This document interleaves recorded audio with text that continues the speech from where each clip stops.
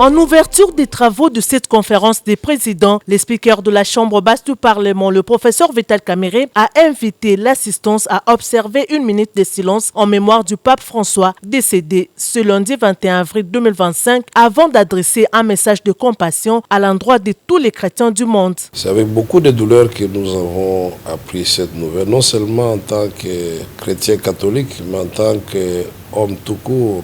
Pour nous, c'est un homme de foi, un homme de paix, un homme d'humanité, un homme d'amour, un homme qui a toujours suscité en nous, au peuple de Dieu, beaucoup d'espoir.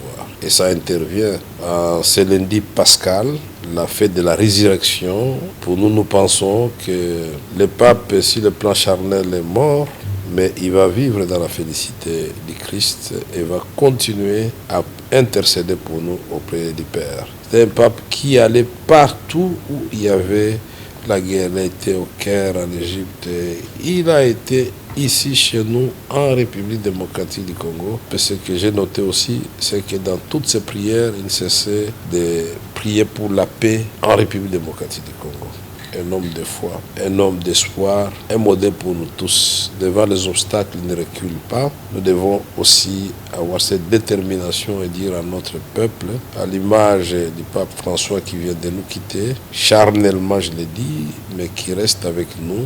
Nous devons continuer à nous mettre ensemble pour que la paix revienne dans notre pays. Je vous ai dit, quelle que soit la durée de la guerre, c'est la paix qui va gagner.